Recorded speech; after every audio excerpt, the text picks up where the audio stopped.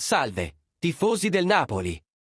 Benvenuti ad un altro video ricco di notizie scottanti sulla nostra amata squadra.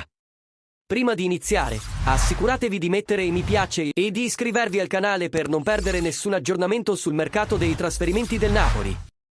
Oggi abbiamo una notizia entusiasmante: David Neres è a un passo dal diventare un nuovo giocatore del Napoli.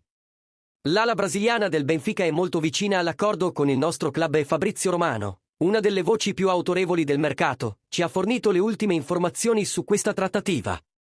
Neres, che non è stato convocato dal Benfica per la partita di oggi, sta aspettando il via libera per unirsi al Napoli e abbracciare il progetto del tecnico Antonio Conte. L'affare è addirittura d'arrivo e tutto lascia pensare che il giocatore brasiliano stia per vestire la maglia azzurra. Il Napoli sta preparando un'offerta che dovrebbe essere irresistibile per assicurarsi l'arrivo di Neres, con più di 3 colpi pronti ad accontentare tutte le parti in causa. Con Neres all'orizzonte, il Napoli promette di rafforzare ulteriormente la propria rosa per la prossima stagione.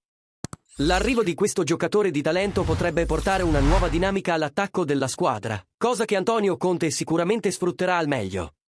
Cosa ne pensate di questo possibile acquisto? Pensate che David Neres sarà un'aggiunta preziosa alla squadra del Napoli? Lasciate le vostre opinioni nei commenti. Non dimenticate di mettere mi piace al video e di iscrivervi al canale per rimanere aggiornati su tutte le novità del Napoli. Forza Napoli e arrivederci al prossimo video!